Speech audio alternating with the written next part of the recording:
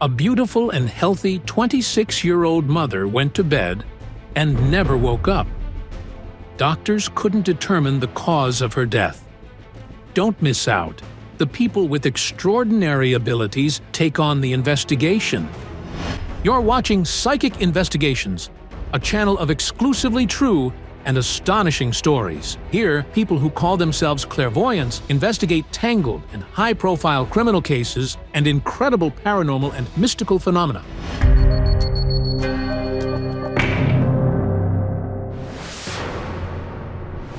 This man is 29 years old. He lives in a small town and works as a construction worker in the capital, earning a decent living. And this is his 4-year-old son, Igor. Today, the young father tries to smile and find moments of joy. But 2 years ago, he lost his beautiful 26-year-old wife, Kata, under mysterious circumstances. She had just done her nails and wanted to dye her hair too. But then she sat down and said, "I'm tired. I don't think I want to do it today." The young couple lived with Kata's parents. At the time of the tragedy, her husband, Sergei, was working in the capital. Her parents found her body in the morning, while her 1.5-year-old son was sleeping in his crib nearby. The initial forensic examination concluded that the young woman died from sudden cardiac arrest. No injuries, bruises, scratches, or pathologies were found in her. The report stated that the cause of death was undetermined. The autopsy showed nothing. The pathologist told us, "This is so rare that I've never encountered it in my practice. There's no reason for death. All her organs are healthy."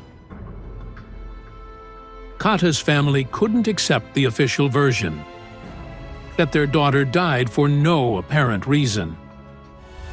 6 months after Kata's death at the family's request, a second examination was conducted. It found no heavy metals, poisons, pathologies, internal hemorrhaging, bacteria, viruses, or chemical substances that could have caused death. I'd like to ask the psychics to help me find the reason behind my wife's death. I want to know what to tell my son. Psychics Olena Kurilova and Denis Kolodnitsky will investigate the case. I see a room. And silence, ringing silence. A silence like that doesn't exist in life. The woman is lying on her back. How can someone sleep so deeply?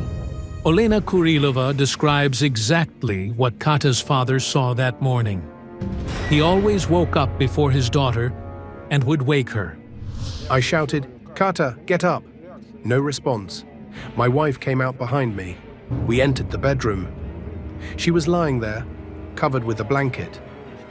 Her head was turned to the left, and her left knee stuck out.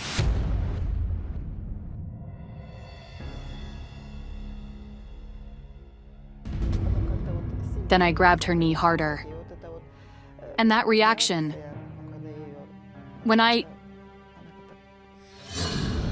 she sort of shook her head, I felt.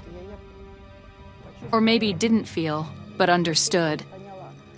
That I don't remember anything after that.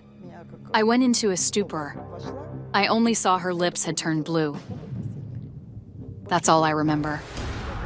I sensed a terrifying black darkness descending.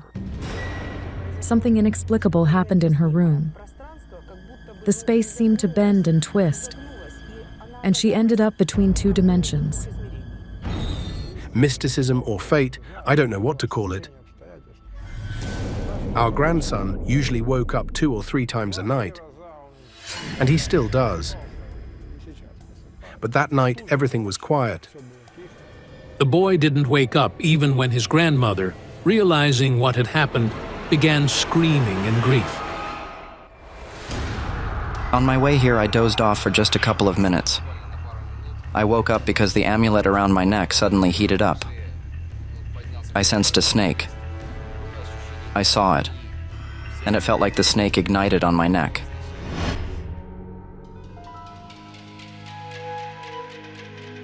Hello, my name is Serhii. My wife passed away. I'm asking for your help. I want to understand why Kata died. Did someone help it happen?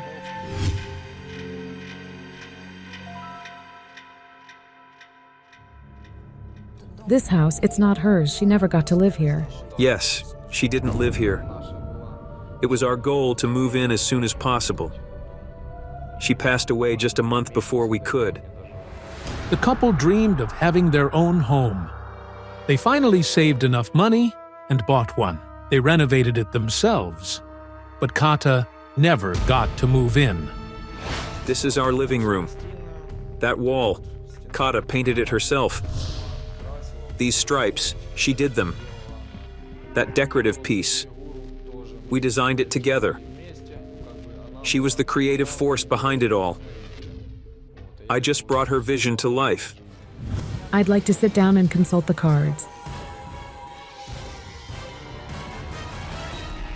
The first card is the Fool, a symbol of recklessness. Another meaning of this card is the number 0. It can represent a new chapter in life. But Kata died, and I struggled to interpret what that meant. Think of her, please. Give me your left hand. Serhi, I see rails at a train station. Is that related to work? After giving birth, Kata spent a year and a half on maternity leave, but the young family needed money, so she found a job. A month before her death, Kata started working as an accountant at the railway station. She underwent a medical exam beforehand. Doctors declared her completely healthy. The official cause of death was listed as acute heart failure. That diagnosis means the heart has exhausted its resources. For a 26-year-old woman, that's just... The cards show that she had a sense of death or a presence. It was like she felt a shadow following her. She had a dream in which she fell into a large black pit and couldn't climb out. She'd been having bad dreams for a long time. Walking through muddy water. That's a bad omen. Dogs chasing her. And she said she'd bought new shoes in one dream. Kata never told her mother about her final nightmare. The woman learned about it from her daughter's colleagues. After her death. From Thursday to Friday, she said, I had such a dream. I walked into the yard, and Mom was sitting there holding a chicken with its head cut off. Blood was dripping, and she was wailing over it. But what does all this mean? Doctors refer to such unexpected deaths as sudden death syndrome, but they can't explain its origin. Sudden death syndrome is when someone dies unexpectedly, despite appearing completely healthy. This case involves magical interference. Her life was ruined. It might be something connected to her lineage. Every time, the major arcana dominate. And it all ends with the devil. The devil card in tarot is one of the most difficult to interpret. It can mean anything, from joy to catastrophe. And in this case, I couldn't decipher it. It's so hot. I'm feeling awful. I need to go outside. I feel really unwell.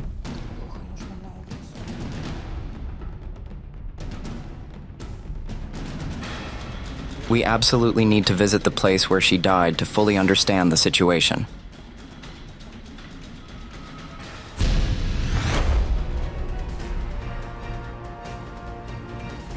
These are Kata's parents, Irina and Ivan. These are the psychics we invited to help us understand Kata's death. We'd like to enter the house. Please, come in.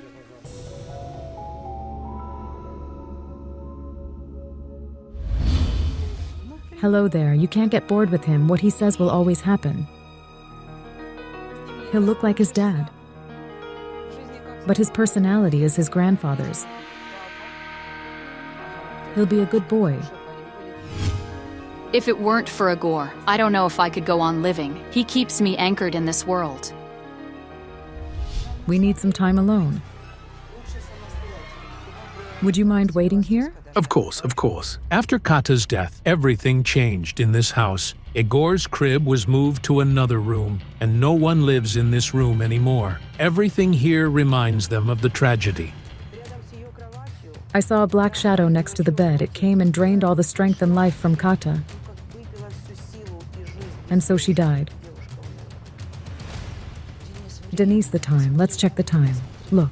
Magical time. According to the forensic report, Kata Zimovets died around midnight. That's the hour when dark forces begin their work. I also sensed it was a full moon. All the conditions were ripe for, let's say, malevolent activity.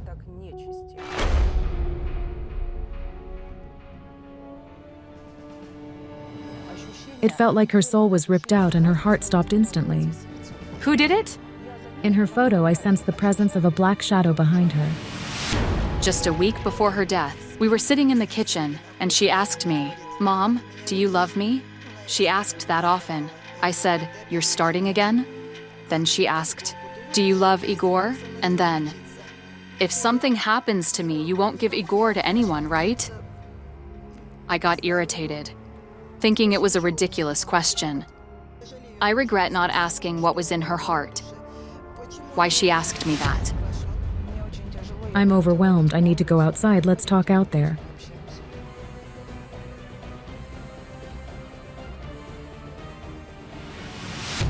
I'm sensing the presence of an object, something foreign.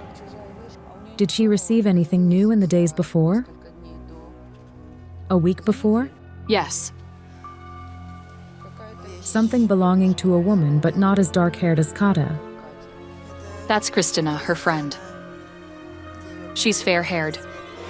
A week before her death, Kata received a package from her friend Kristina, with whom she had shared an apartment as university students. Kristina had moved abroad, started earning well, and frequently updated her wardrobe. Kata couldn't afford new clothes, so Kristina sent her nearly new pants, skirts, and blouses. There was a magical strike directed at your daughter. These clothes carry evil energy, some kind of curse or heavy negativity. Could her friend have deliberately sent those clothes to Kata? But why would she wish her harm? Kata only had a chance to wear the pants, and the next morning, her parents found her dead. Black pants. We went to the store, came back, and took a photo. Here is the photo. After Kata's death, her mother gave away all her daughter's belongings and couldn't provide any items for the psychics to work with. At that moment, I felt that one enchanted item had definitely remained. I immediately saw rings, something round. She also sent a bracelet. I still have it. Please bring me that bracelet.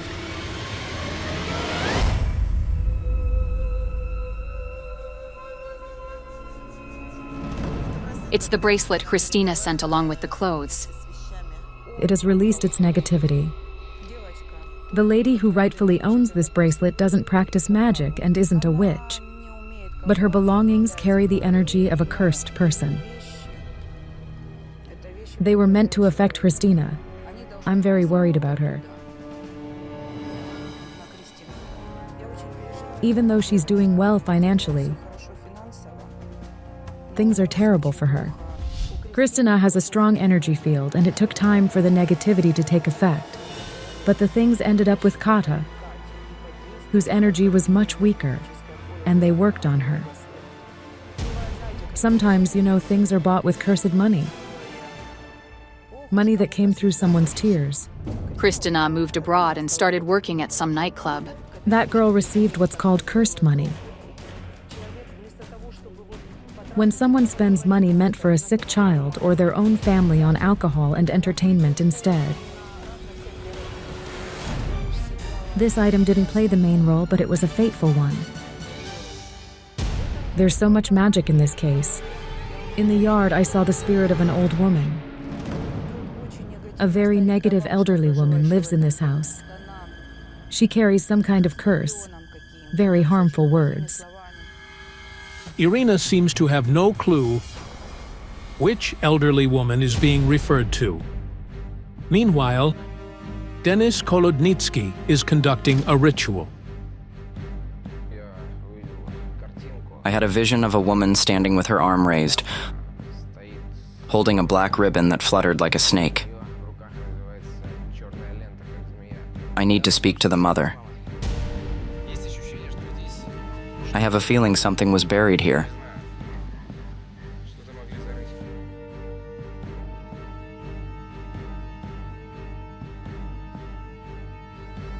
Have you found any strange objects? I have.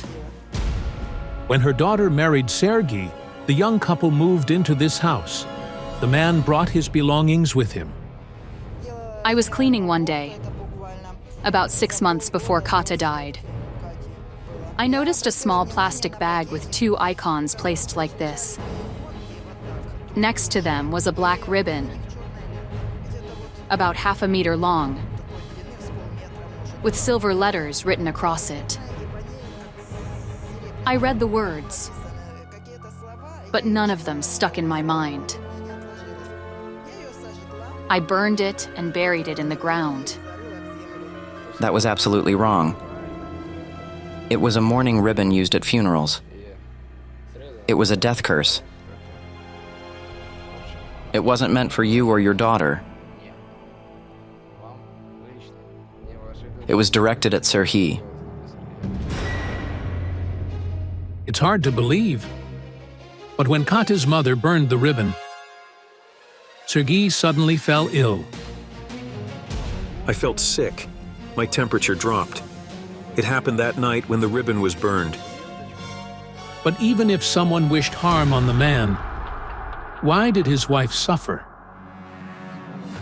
Married couples share energy. They try to balance each other.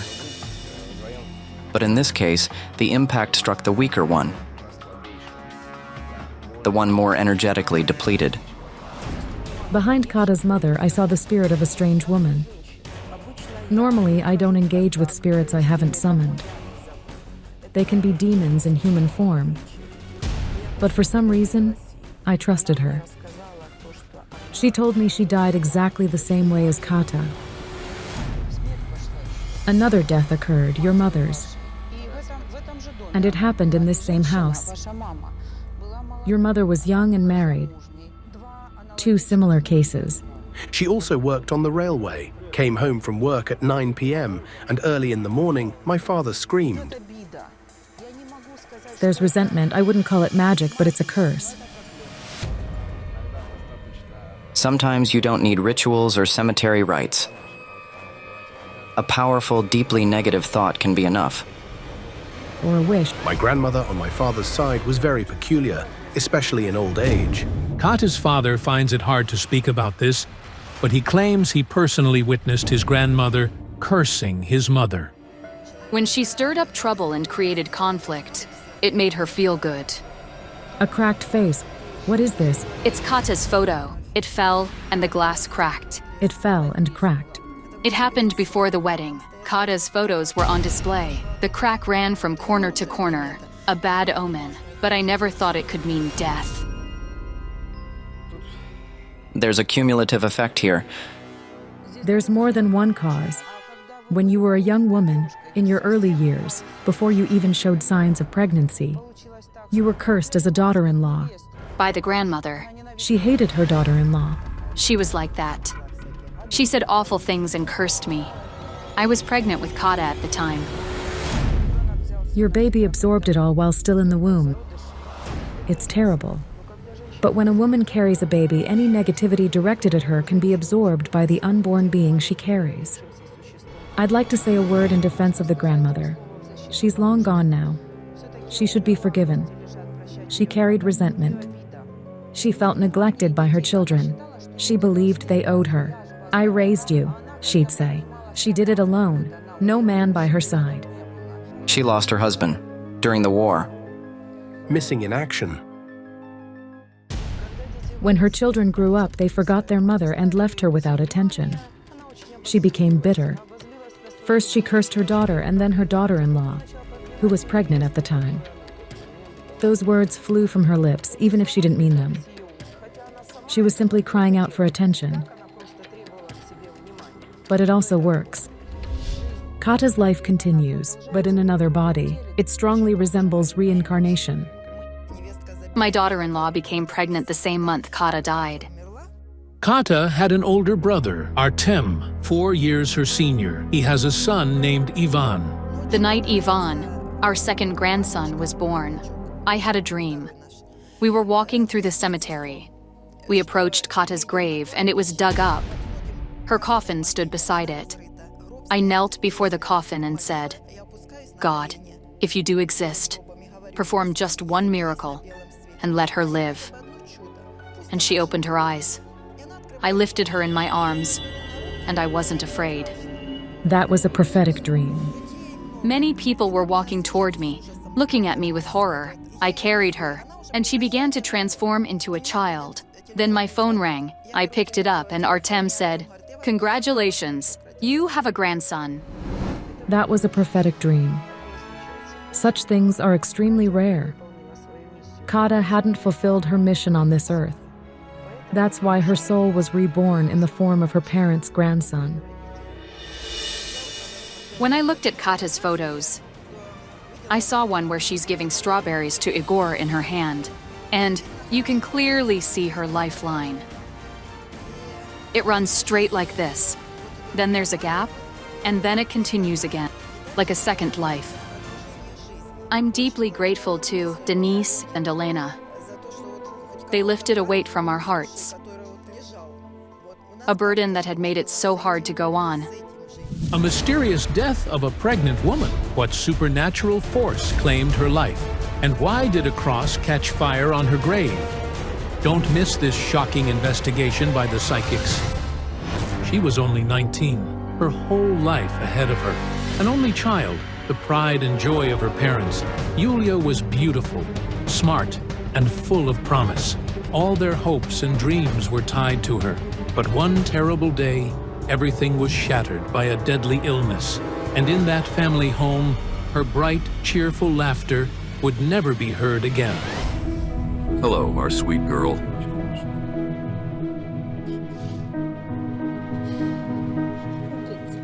We brought you flowers. It hurts. She was the only one they had. Just one. Beautiful, kind, serious, and responsible. Yulia Grassman lived in a small town in Ukraine. A second-year law student, she dreamed of working in the court system after graduation. But fate had other plans. One day, after an ordinary walk, the young woman suddenly felt unwell. She said, "I can't breathe." They checked her. Her lungs were swollen, filled with fluid. They called the paramedics. Thoracic surgeons diagnosed her with lung cancer. Just a month later, Yulia was gone. She died in the hospital. But why did this beautiful young girl pass away so suddenly? It just doesn't make sense, you know? A girl in the prime of her life, suddenly gone in just 1 month. I'm still in shock. No one expected things to take such a turn. Not just the family. Even the doctors didn't expect things to go downhill so fast. They had planned multiple rounds of chemotherapy and had given her a good chance of recovery. The oncologist examined our daughter and said, "She's alive, she's fine, she's doing well." He said, "She's young and strong. She'll beat this disease." Her parents were devastated. With the death of their only daughter, life lost all meaning. She used to say, "Mom, I love you and Dad so much." And I'd say, "Yulia, you have no idea how much we love you. I can't live without you."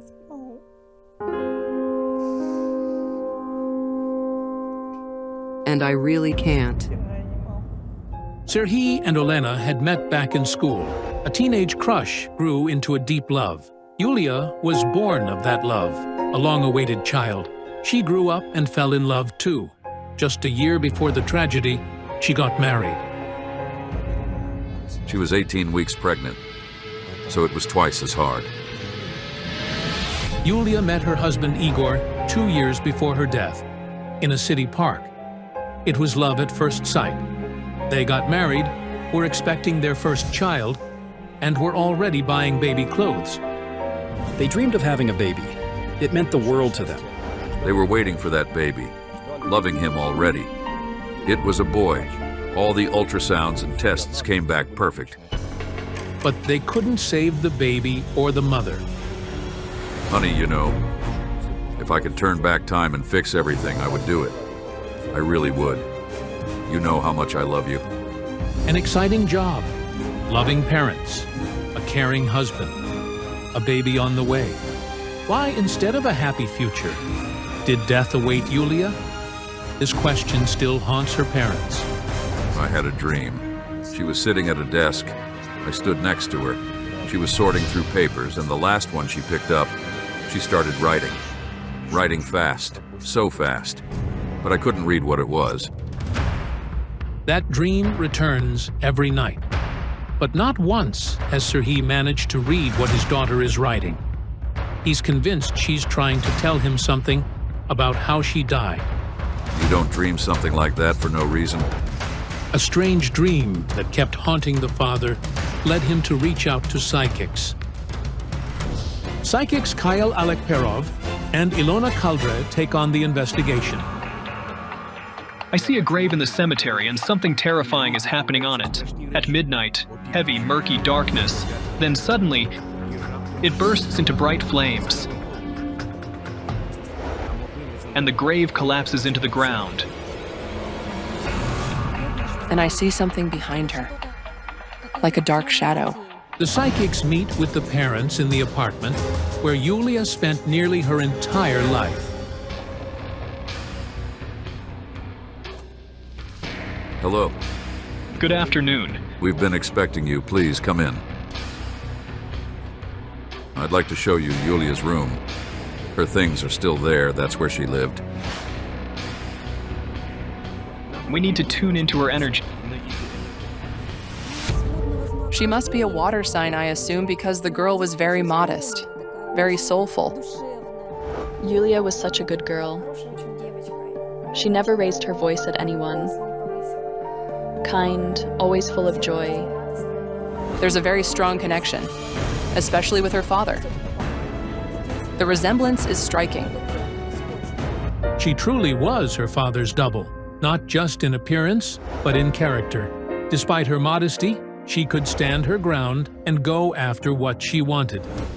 And I see that from childhood she was interested in courts, investigations, anything to do with the law. She loved detective stories. That passion wasn't random. Her father has worked for years in the police investigative department. She just wanted to be like you because she loved you so deeply. She really wanted to become an investigator just like her dad. Yulia absolutely adored him. He was her idol. All your life, you protected her so much. She was a deeply loved child. Your whole world revolved around her. I had a dream that behind Yulia's grave there's another space meant for me. But I didn't know that until I came to the cemetery and saw it for myself. Serhiy Grassman is 40 years old.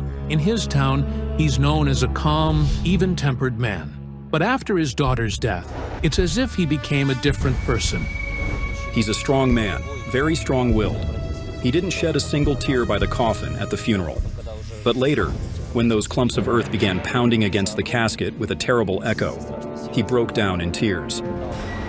To this day, I'm not sure I'll survive this tragedy. Yulia was a true daddy's girl. And for her, her father was ready to do anything. You keep waiting for her to come back. You still buy things she used to love, even though no one else in your home eats them, even though you buried her, and you know she's gone. She visits you in your dreams, doesn't she? Yes, she does. In my dreams, I hug her tight. I feel how cold she is, and I try to warm her up. I ask her, "Sweetheart, how are you?" And she say, "Dad, how could I possibly be okay here? What do you think?" That's all. Tell me, have you ever heard footsteps in the house at night? Yes, steps. All the time at night. I can't stay home alone anymore. It's your daughter's spirit. For some reason, it hasn't left this house. She comes back here almost every night. We had just buried Yulia. That first night at home, we suddenly heard a sound, like a ring tapping against crystal. We heard it and felt our daughter had come to us, and sent us a sign. While she was alive, Yulia really did have this habit. When studying or prepping for university seminars, she would absent-mindedly tap her ring against the crystal vase on her desk. For her parents, that chime meant Yulia is home. Oh my God, are you the one constantly calling her here? Yes, I'm the one calling her. I want her to come more often. I just want more time to talk to her. It's hard to wrap your head around. The girl's soul may still be wandering, because her father keeps asking her to return. But that's not the only reason. I see her grave and a flame above it, a cross engulfed in fire. Her cross did burn. Yes. On the third day after the funeral, the wooden cross and 3 baskets of wreaths caught fire. I want to light a candle. Right now, your daughter's spirit is approaching the house. Someone is knocking at the door. I need to step away for a moment. There's no one behind the door. But what does it mean? I can see her, the girl's spirit. It's freezing behind me. I'm getting chills. She's right behind me. I can feel it. Ilona, that's her spirit. She wants to say something. Hold on. Oh.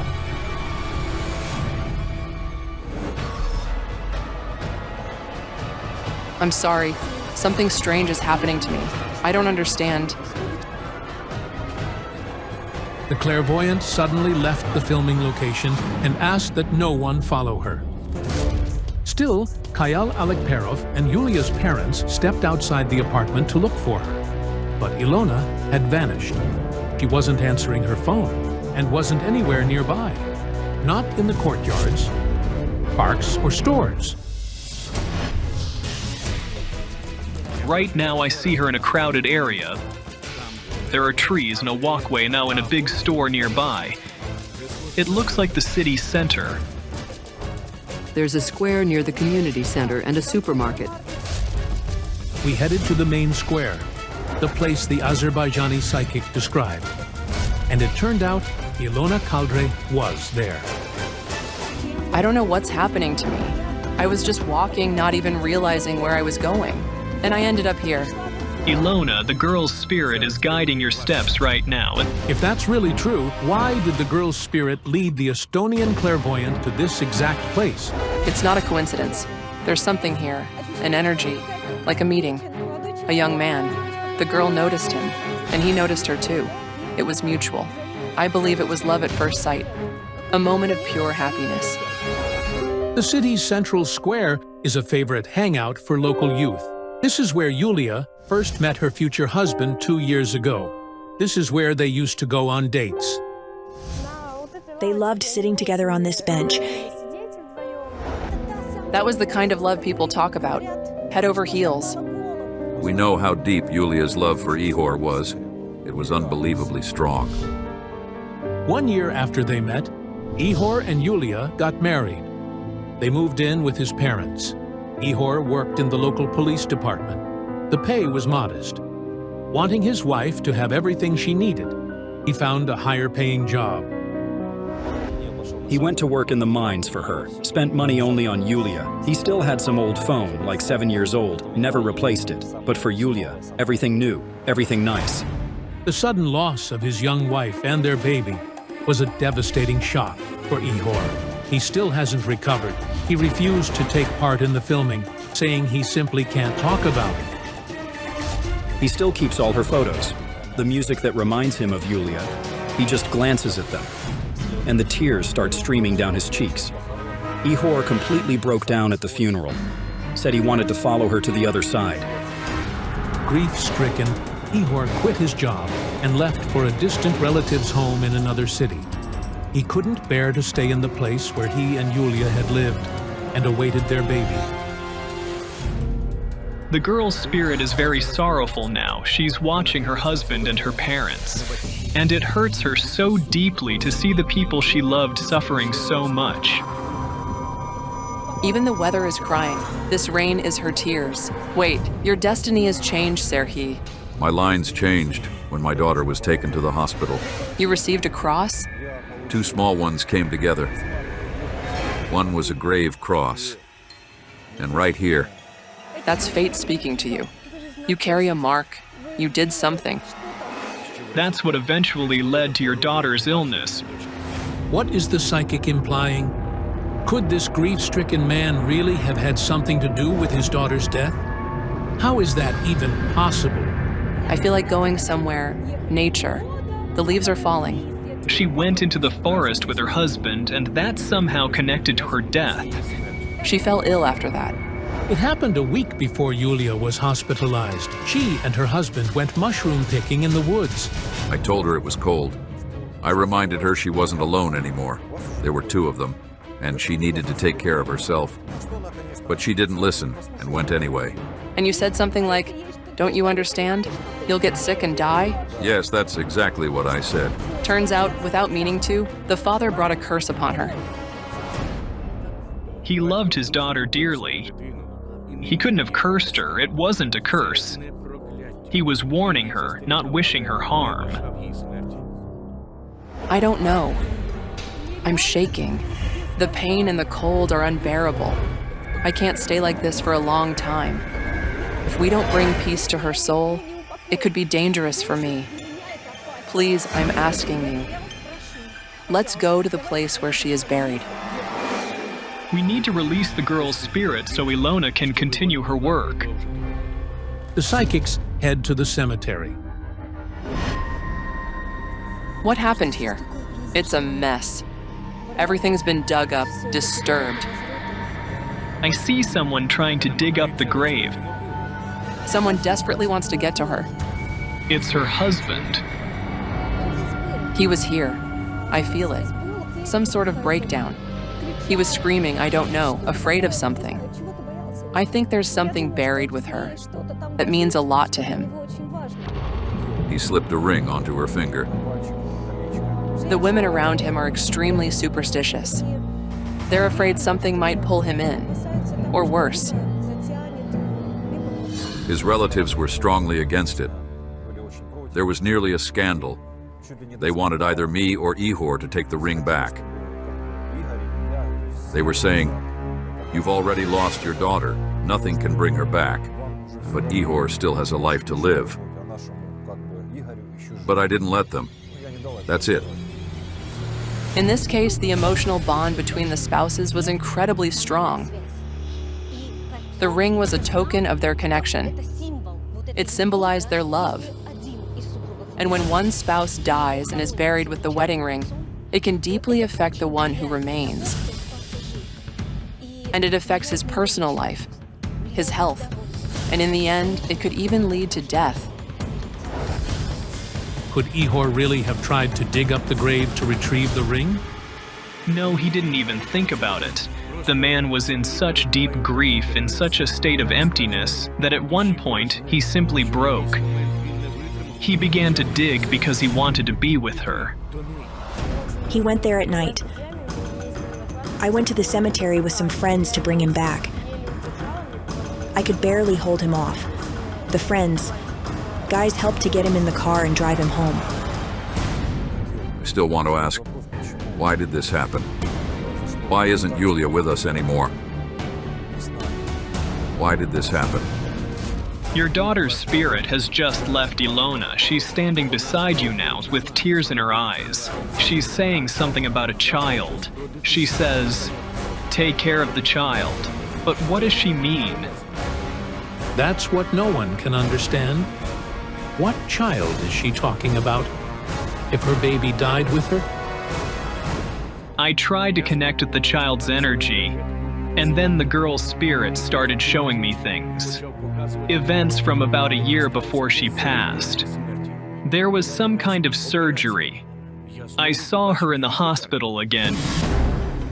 It turned out a year before her death, Yulia developed a tumor behind her ear. She underwent an emergency surgery. Later, the doctors admitted her life had hung by a thread. Of course, we were completely shocked. It's unbelievable what that young woman had to endure. But what child is the psychic talking about now? It's not her child. She's asking you to adopt a child from an orphanage. When she was having that surgery, we went to church to light candles. I prayed. It was such a difficult operation because the tumor was on her head. And I said, God, please let me keep my Yulia, and we will take in a child from an orphanage and give them a family. The surgery was successful. Yulia recovered, but her parents never adopted a child. And later I told Yulia about the promise. She would often say to me, Mom, you didn't keep your word. I'll say something, and please don't take offense. Any promise made to God must be fulfilled. You promised to take in a child from an orphanage in exchange for your daughter's recovery. She got better, but you didn't follow through. That's why God took her. Please, keep your word. Adopt a child. Then your daughter's spirit will find peace. After she died, I had a dream. We had forgotten about those earrings at home, and in the dream she said, Mom, the earrings are in the jewelry box. Will you put them on her? On whom? I thought I woke up, but then I dreamed I was walking with a little girl in a pink jumpsuit holding her hand. Right now, you should feel some relief because your daughter is in a good place. Just let her go. It's hard to talk about this. Of course, I love her. I will let her go. I am letting her go. I don't want her to suffer anymore because she went through so much pain in this world. Thank you for coming and for helping us make sense of all this. Thank you. Goodbye, my sunshine. Daddy will come see you again on your birthday. I'll fix it here. Everything will be beautiful and good for you. The tragic demise of a teenager that no one has been able to explain from a rational, scientific, or medical perspective. It's hard to believe, but the trace will lead to an occult ritual and a devilish pentagram. You're going to be shocked when you see what actually happened there. In this episode, the psychics will try to find what actually happened to this woman's only son, the only sense of his mother's life. He died when he was just 18 years old. Son, my dear son, my beloved dear son, my baby, rise, show me yourself. You promised you would never leave me. The boy, who never experienced any problems with his health, suddenly died while he was out with his friends. We met, and we were sitting, playing the guitar and singing songs. It happened right here, on this spot.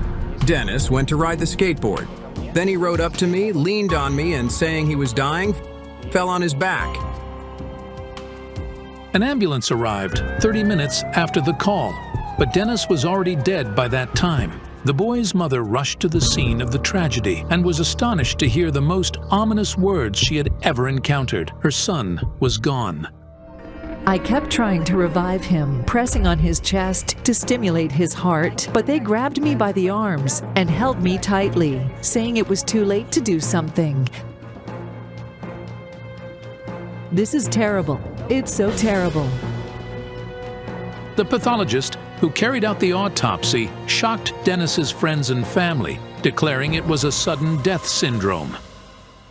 They couldn't figure out why he died. His blood vessels were clean and his organs were absolutely normal. He never complained about anything, and he never smoked or drank alcohol. The birth of her son was a true miracle for Olha. For years, she had been trying to get pregnant, but she kept failing. When I learned I was pregnant with Dennis, it was a miracle for me. The miracle came true when Olha was 38. Even though her husband left her when she told him she was pregnant, she was happy as a child because she was finally granted the long-awaited dream of her life. I wasn't a happy, beloved wife or a desired woman, but I was loved as a mother. I only had one joy in my life, but I was deprived of it. He dreamed of going to study abroad, and he was a really apt student. He dreamed to write a book and hitchhike around different cities and towns. He had a dream to see the whole world. Olha is desperate. She doesn't understand how it could have happened to her son. She's asking the psychics to help her.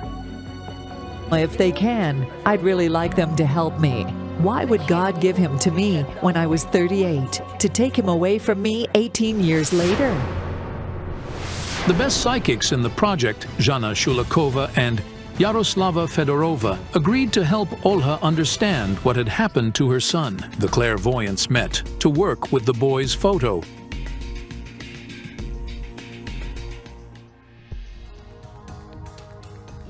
The same picture again and again. I see a man. He's got a chain tied around his neck, and it seems somebody's holding him by it. Is it Dennis or what? No, it's not Dennis. I don't know who this man could be. Look, I have a woman holding a chain. Could these be the links of the same chain? Let's see it directly. I suggest that we try to summon the boy's spirit. The clairvoyant went to find her ritual items. Meanwhile, her colleague recalled a strange incident that happened to her the other day. Yesterday, at home, I took a photo. I'll find it now. I saw a star emerge on the mirror. Then, nobody could even imagine that this photo would be key to solving the mystery of Dennis's death. Where's Jana? She's been away for too long.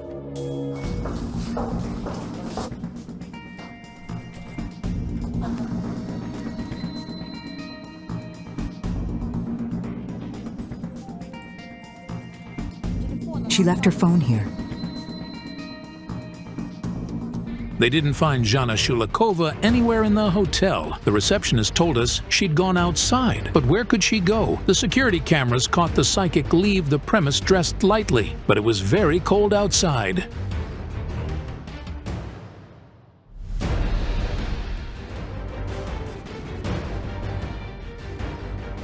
Let's go find her. Where could she go? The crew searched all the neighboring blocks, but it seemed as if the clairvoyant had vanished without a trace. There she is sitting. Jana was sitting and drawing circles on the sidewalk. She seemed like some kind of spirit had possessed her. How did you end up here? I was taken like this and literally led here by the hand. And it was like somebody was directing my hand. Do you think it was the spirit? Dennis's spirit? I didn't summon him. The next day, the psychics went to the place where Dennis had lived. There, the boy's mother and aunt were already waiting for them. Hello. My name is Larissa. And I'm Olha, Dennis's mom. How come that the boy who was all well and physically fit died all of a sudden? I had the card of the house, a building. The answer is in the building. We need to go inside. Of course.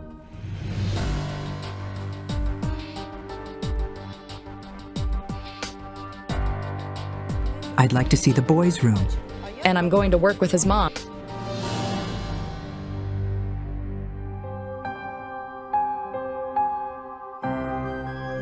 A handsome young boy dressed in a navy suit like this one.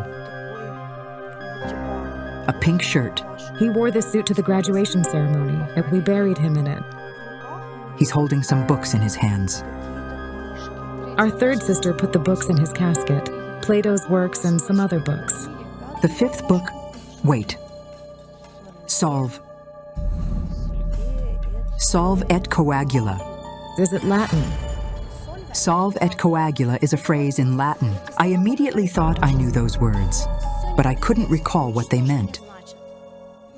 Not long before his death, he developed an interest in everything connected with the history of Rome and started learning Latin. At the same time, Jana Shulakova is working with Dennis's mother in the living room.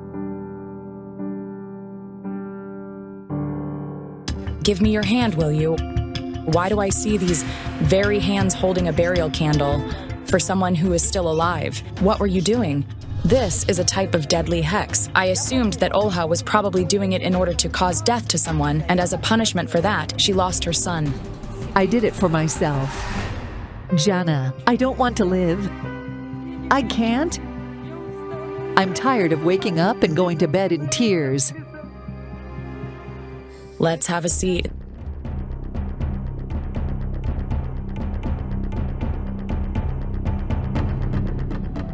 This is terrible, beyond doubt.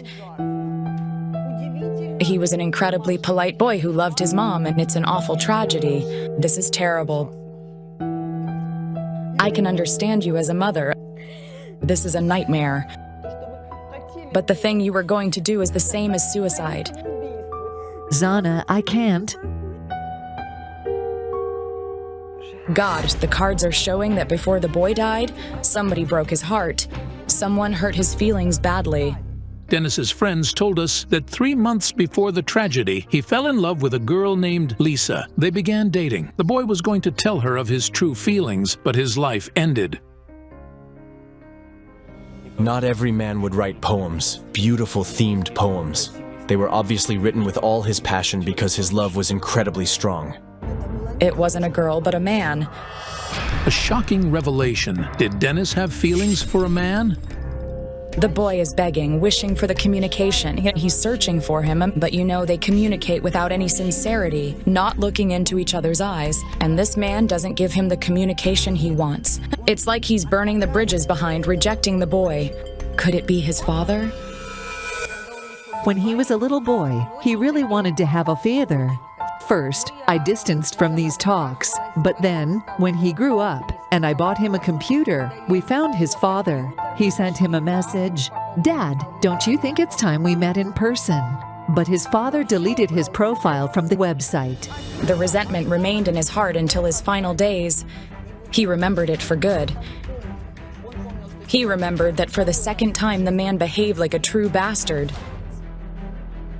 Nevertheless, what was the reason for the boy's sudden demise? Having found no answers, the clairvoyants decided to summon Dennis's spirit on the site of his death. Dennis's friends went there together with the psychics. Suddenly, something strange happened to Yaroslava Fedorova. She's unwell. I'm not unwell. I'm dying. She sat on the spot on which he died. Hush, hush.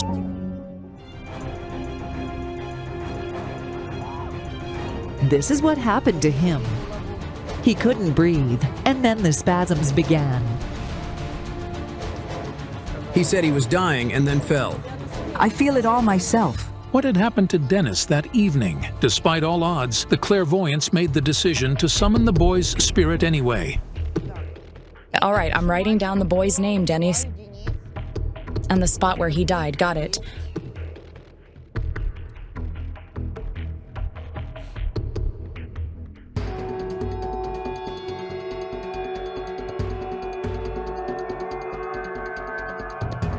All of a sudden, Zhana Shulikova started walking and went straight to the road with dense traffic. Look. The dead. It's a teenage boy. He's bloodied all over. He's dead. He's all broken. Wait, hold up. Dennis was unharmed. Yes, he was unharmed. We summoned Dennis's spirit, but somebody else's spirit appeared. I used the boy's name. How could this have happened? 3 years ago, a car ran over a teenage boy on this beltway. It happened about 500 meters from here, on this road, and his name was also Dennis. Dennis Bolyubas. It happened in our neighborhood, and a car ran over a teenage boy. He had the same name. This is insane. Within 3 years, on this very place, just a few hundred meters away from each other, 2 boys, both named Dennis Bolyubas, died. How is this even possible? The other Dennis's spirit came, but Olha's son, who we tried to summon, didn't show up. I had a feeling that somebody, or something, some kind of force, was holding the boy back and wouldn't let him go. It was the force that could control space and time. The time stopped.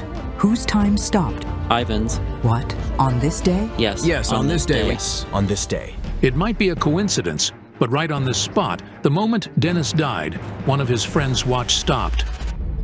The Force was craving some retribution. We thought that Dennis could have possibly paid for something his family did. I paid attention to Larissa's hands. They kept an energetic trace like the hands of somebody who deals with magic. Have you ever tried doing magic? What did you do with your hands? I bound candles.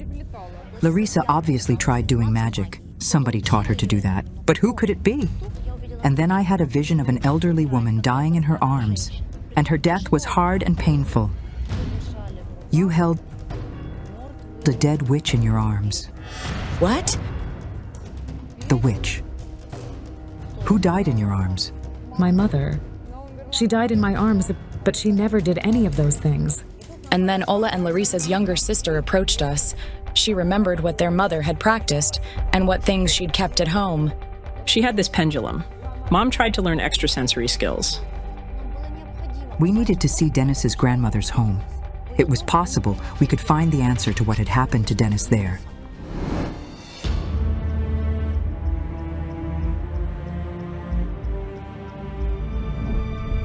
Once we entered the house, my pendulum immediately led me to the attic.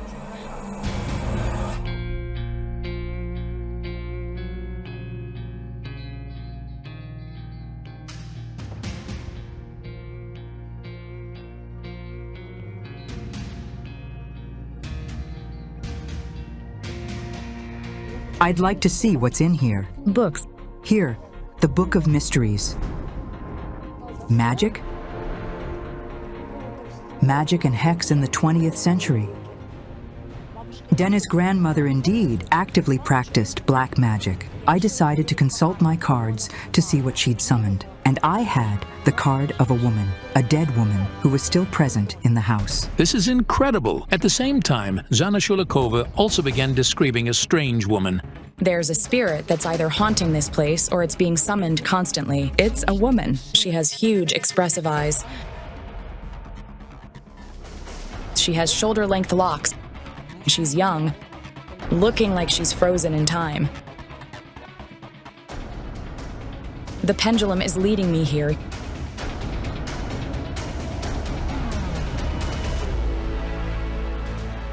Here she is. But who is this woman from the photo, and how is she connected with the boy's mysterious death? Here she is. Get out of here now. Move, move. There was the spirit of a woman who couldn't find peace living in the house. Dennis's grandmother had summoned her. She was very aggressive, so it was quite possible that she took the boy to the other world. I wish you could see her.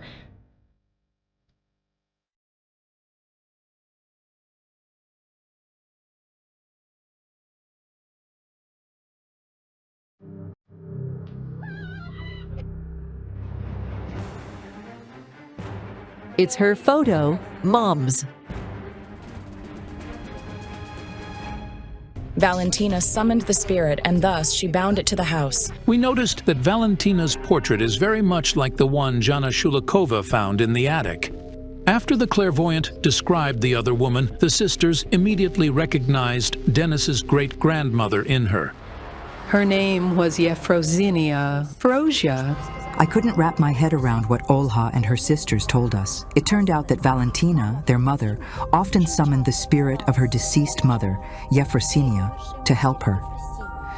It usually happened in the evening, or rather at night, after the lights went out. She could sometimes call out, "Mom, Mom, come over here, Mom." So, this means that this spirit, Yefrosinia, remains restless. Valentina summoned her for help in some kind of rituals, but then she died and didn't let her go. Could Dennis's great-grandmother's spirit, who has been unable to find peace and is still confined to the house, take the boy to the other world? It was quite the opposite, and she was trying to help. I finally understood who was directing my hand when I was drawing those weird circles. The great-grandmother's spirit was trying to show us a circle that killed Dennis. We have the picture of the circle. In it, Dennis is on the rooftop of the building. The psychics performed a ritual to let Dennis's great-grandmother's spirit go. Having done that, they climbed to the rooftop of the building where the photo of the boy next to the circle was taken. Ola showed the photo to the clairvoyants. So it's not just a circle. It's a pentagram. I was hinted of it at the very beginning. The star that appeared on the mirror. But what does this occult drawing have to do with Denise's death? The card of the devil. There exists a total of 78 tarot cards, but this one is considered the worst. But there is something similar in the picture, next to which Dennis's photo was taken. A goat's head. This is Baphomet, a demon. He's believed to be Satan himself. And they draw this goat head inside the circle and draw signs in it. So this means the portal for summoning is open. This is a way of addressing the devil. I see a man. It's an adult man, wearing a hood on his head. The man is doing magic, and some dark magician is involved in the boy's death. Dennis and his friends often hung out here on the rooftop playing the guitar. Is it possible that the friends are hiding something and somebody among them carried out a magic ritual here? Nitro, tell them what happened here. When we came here, we saw 4 bricks standing like this, and there was a square drawn. And in it, there was the circle drawn, and this star and some symbols. And there was a chair. On the pentagram? It means that after the friends climbed to the rooftop, they found the occult drawing left by somebody else. The psychics feel it had been drawn by some kind of dark magician. He drew a portal. He made the circle with the star and opened the portal. After he finished, he simply left. However, the picture of Satan inside the pentagram wasn't there initially. It was added later on. Oh, you added it? Yes. Who drew it? Dennis. So, the boy climbed to the rooftop at the sunset, sat in the middle of the pentagram, and drew the face of the devil, also known as Baphomet, and thus enforced the ritual's effect. There is a card in the classic tarot set that shows exactly this. It's called the devil. Jana Shulakova and Yaroslava Fedorova work with different tarot sets, so they had to find the pictures from the classic cards online. We were so shocked to see that the devil's card from the classic tarot set contained the picture that is almost identical to the one from the drawing next to which the photo of Dennis was taken. Here's the devil's head. Here it is. And here's the pentagram. The man and the woman holding the chain. The man with the chain tied around his neck. And I see the woman holding a chain.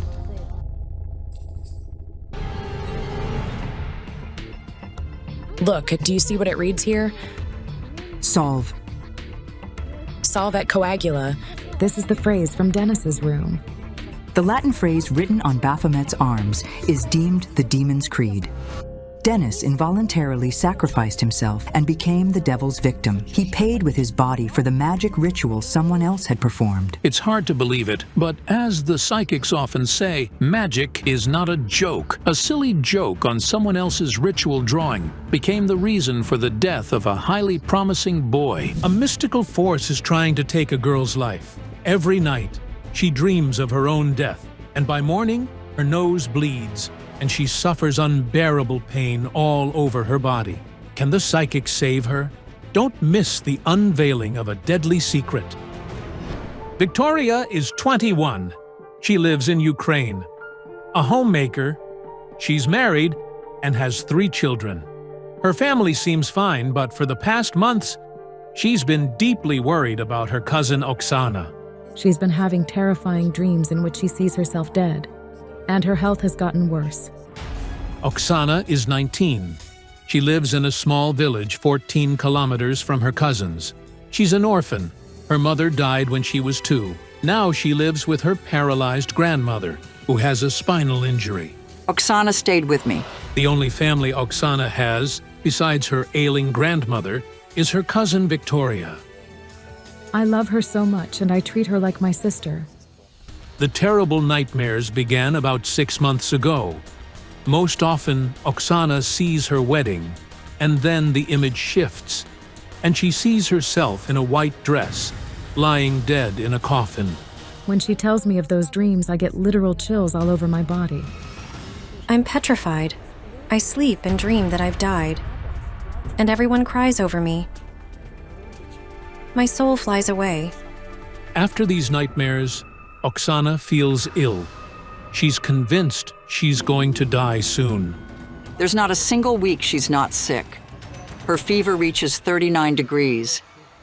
When I have those dreams, I think maybe they'll really come true. To save her cousin, Victoria wrote a letter to the psychics. Clairvoyants Jana Shulakova and Yaroslava Fedorova took on the case. Through the girl, I see a woman. It's as if she's in a grave, like she's been buried. What's strange, though, is that her eyes are open,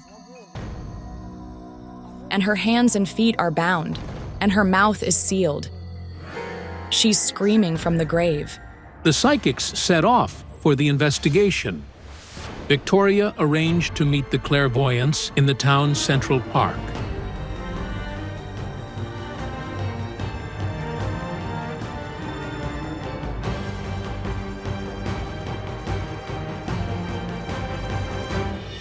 Hello. Hello? Thank you so much for coming. My cousin has been suffering from nightmares, and her health has really deteriorated. Please hold this.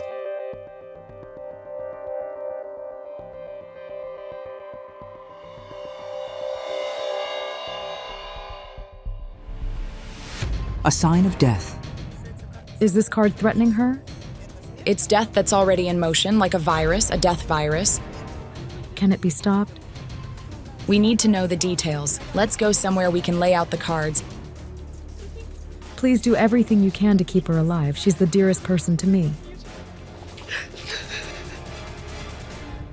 Oh, there she's coming. Oksana, come here.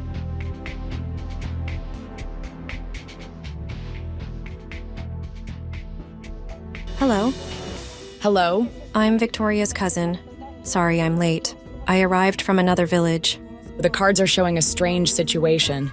You're living in circumstances that aren't really yours. It goes back a long time. Oksana studied at a boarding school.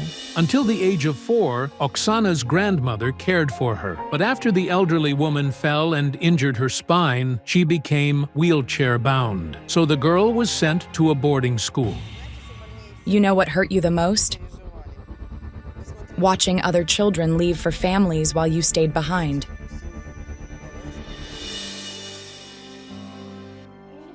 It just hurt that no one ever came for me.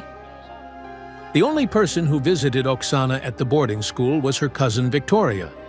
She'd be waiting. Even before I reached the front door, she'd already be rushing down from the 3rd floor to hug me. Sadly, Victoria's family couldn't take Oksana in. At the time, neither her mother nor her father had work. They barely had enough to feed their own children. But what's happening to Oksana now? Why is she dying in her dreams every night? And could it really come true? When we were in the park, I had a vision of a young woman grabbing a blade and cutting and slashing herself violently. How awful! Who is the young woman Yaroslava saw? And how is she connected to what's happening to Oksana? What's that sound?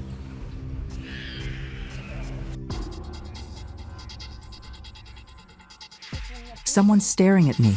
Jana, wait. That sound... A train. A young man stood here. He walked over there and stopped.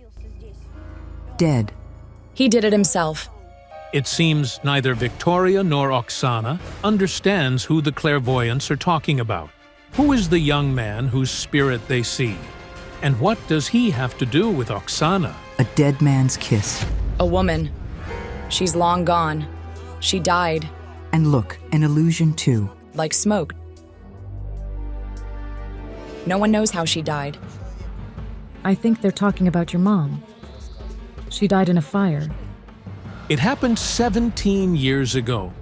Oksana's mother, Tamila, died in a house fire. The family home burned down. According to the police, the fire was started by a cigarette butt. Mom was in the living room. She suffocated from the smoke. Tamila's relatives are convinced someone murdered her and then set the house on fire to cover it up. As 2 months before the tragedy, Tamila had said someone had been following her. But how is her death connected to what's happening to Oksana now? A little girl taken from there by chance for some reason. The thing is, Aunt Tamila never gave Oksana to anyone. But that day, she handed her over to a complete stranger, someone she barely knew. On the last day of her life, Tamila inexplicably took her daughter to neighbors at the end of the street. To this day, the family doesn't understand why she left 2-year-old Oksana with the people she barely knew.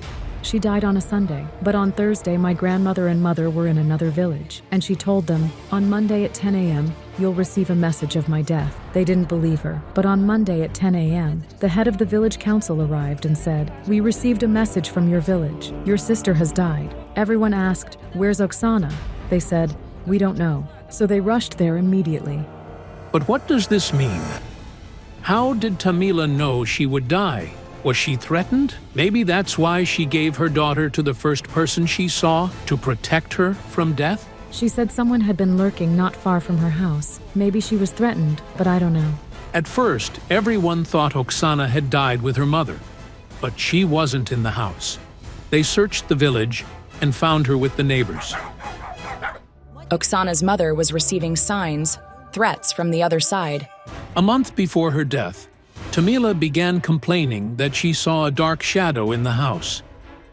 She was constantly being watched, but not by a person, but by a force from the world of the dead. No one physically killed Tamila. You could say she was pulled to the other side. She was terribly afraid of it. That's why she gave her daughter to the strangers. And I had a suspicion that the force had returned to take Oksana. We need to understand what happened to the mother. Can we go there? Yes, of course. The house where Oksana once lived with her family is in an abandoned village, 80 kilometers away. People from other villages say only ghosts live there now. As soon as we set out, clouds gathered overhead despite forecasts predicting a clear day. Rain poured the entire way. The road was washed out.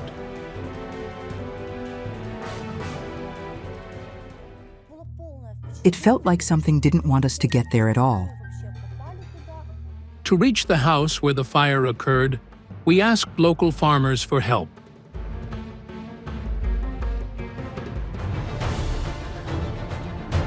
A creepy place. Yes. The village truly evokes fear. Dense thickets obscure the ruins of homes. It's hard to imagine people once lived here. The water was gone. They started drilling wells, but the water was undrinkable. Even livestock refused it. So people left.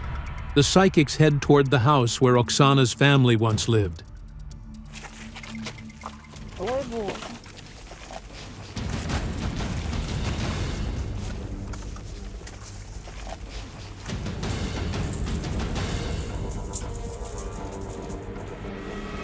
Oh God, I think this is it. It's the first time in 17 years that the cousins are here again. Oksana, come here. Do you remember this light switch? Yes. Remember how we played with it? And the bed should be somewhere around here. Oksana says she remembers almost nothing from her time in this house. The only thing she recalls is the voice of her mother reading her bedtime stories. If God gave me just 2 hours with her, to see her, hug her, talk heart to heart. The woman died young. I think she was 23 to 25, not older. Tamila had just turned 21 when she died. Her husband left her shortly after Oksana was born. It was a devastating blow. She had to manage the household and raise her daughter alone. But what force took her to the other side? And is it now threatening her daughter? This death virus infecting Oksana, it was definitely unleashed by a woman. It feels like someone is calling you to follow. Yes. My darling, come to me, baby. Yes, I've dreamt it. It's so horrifying. From time to time, Oksana dreams of her own mother calling her to the other side. I see Mom standing in the window and calling me. Once a month, Tamila appears in Oksana's dreams, asking her to come. Could it be that her own mother wants to take her to the other side? But why? And what force killed Tamila? What is it? What's going on? There's a strange noise. The atmosphere turns chilling.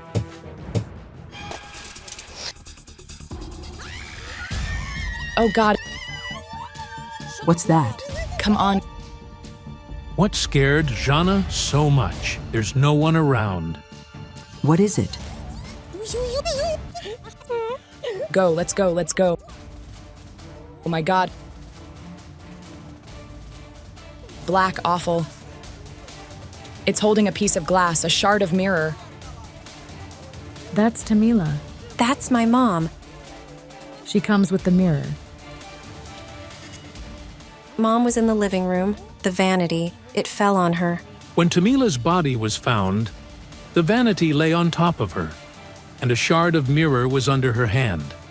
Is her spirit still wandering the abandoned village? Oksana, sweetheart, do you want some water? Calm down. Easy, drink the water. Breathe in, breathe out. Give me your hand. Oksana. God, Oksana, Oksana. Hush, hush. Everyone is deeply shaken. Mobile phones don't work in the village, so calling an ambulance is impossible. The situation is highly tense. Let's sit down, it's okay. Quiet now. I recalled the moment that scared me so much. The phantom of Oksana's mother. Just seconds before her death, she stood exactly like that, holding a shard of mirror. She was terrified of something otherworldly, trying to protect herself from the force that dragged her to the other side. Once Oksana felt a bit better, the psychics decided to visit the cemetery where Tamila is buried.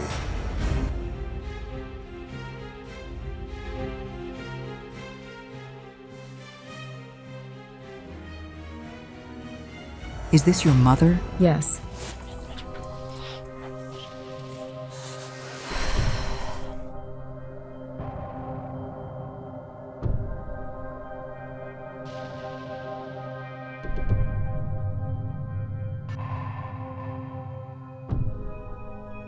It's extremely difficult to speak to her. She moves as if she's bound. And her mouth is sealed. During her funeral, they covered her face with a handkerchief because her lips were burned and tied her hands, though I don't know why. Maybe they always bind the dead's hands. I don't know. But they untie them. Hands and feet are usually untied, Jana. Yes, the bindings are removed. Priests removed them, but there was no priest. When they went to the church, there was a seminar going on, and the priest was unavailable. Aunt Tamila didn't receive last rites. Bindings are the cords used to tie the hands and feet of the deceased. But before placing the coffin in the grave, they must be removed. Only then can the soul peacefully pass into the next world. That wasn't done for Tamila. Worse still, she wasn't given last rites, so she's still trapped between the world of the living and the world of the dead. Her soul is stuck between the worlds. I finally got it why she was angry and felt wronged.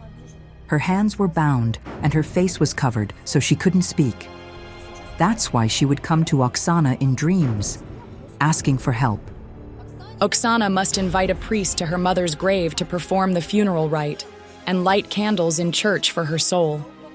But I couldn't shake off the presence of the force that pulled Tamila to the other side. What was it?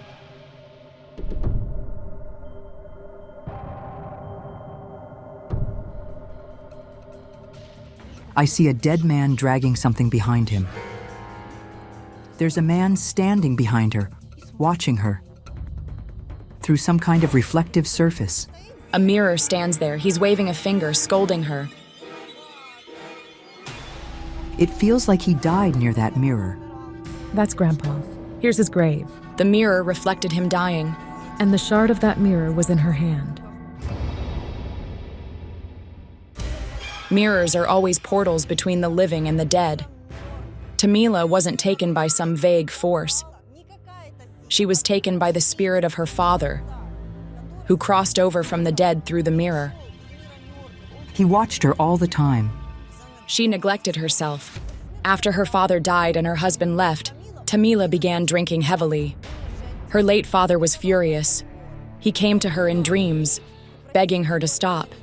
Oksana confessed that her mother did abuse alcohol as she was devastated that her husband left her. Each day, Tamila was drinking more and more. Her father began appearing beside her, trying to stop her. Oksana's grandmother told her that, shortly before Tamila's death, she saw a dark shadow near her. A dark silhouette. Very frightening. Was that shadow the thing she feared so much that on the day of her death, she left her child with the strangers? That's how Tamila's father appeared in the world of the living. When Tamila began drinking, she also started smoking. I saw a cigarette in her hand. That day, she lit one and fell asleep. When she woke up, she tried to flee. But her father's spirit emerged from the mirror and pulled her to the other side. If Tamila had survived and continued living that way, she would have ruined her daughter's and all her relatives' lives. But why is death threatening Oksana now? Oksana took something from the dead. Tell me, what did you take from the cemetery? A vase, when I was little. Oksana was 10 years old. She and her cousin visited their grandfather's grave. On one of the nearby graves, the girl saw a vase. It never occurred to her that nothing should be taken from a cemetery. I liked it. That vase is still in Oksana's home. Could it be influencing her life so profoundly? If someone takes something from the dead, the guardian of the cemetery will begin to haunt them and will definitely try to drag them to the other side. Then the vase must be returned to the cemetery. You must never take anything. Leave it anywhere here. Could Oksana truly be in danger because she brought that ill-fated vase home from the cemetery? I heard that terrifying sound of a train. It felt like it was right next to Oksana's mother's grave. We decided to leave, and as we walked away, the spirit of that young man we'd seen in the park appeared again. He threw himself onto the tracks. Suicide. It turned out that a tragedy occurred in Victoria's town the other year. A 17-year-old boy jumped in front of a train after suffering heartbreak. That boy, the suicide, is following you. He's saying, don't do it. Don't end your life. Who was planning to die? She was. I swallowed pills. It turned out that 6 months ago, Oksana had indeed attempted to take her own life. No one knew about it except Victoria. One day she decided to swallow a handful of pills. I rushed over and knocked them right out of her hand. Seeing something like that is terrifying. I never want to witness it again. And she also cut her veins. It's horrifying. So that's the girl with the blade Yaroslava Fedorova saw at the beginning of the investigation. She grabbed some kind of blade and started cutting herself like this. It's very hard for me to talk about this. It turns out Oksana has felt deeply lonely since childhood. She lacked warmth so badly that she simply didn't want to live, she says. It's very hard for me to live in this world. I just don't feel I belong anywhere. God gives each of us the most precious gift of life, and each of us must live it with dignity. Oksana activated the death virus herself by taking the vase from the cemetery. And then, through her despair and suicide attempts, she angered the higher powers even more. At first, she began dying in her dreams. Then her health started to deteriorate. She is the one responsible for all of it. She must go to church and thank God for still being alive. And most importantly, she must keep living. Thank you so much. All right, ladies, be happy. I'll try to move toward a better life. I'll do everything possible to make my life the very best it can be.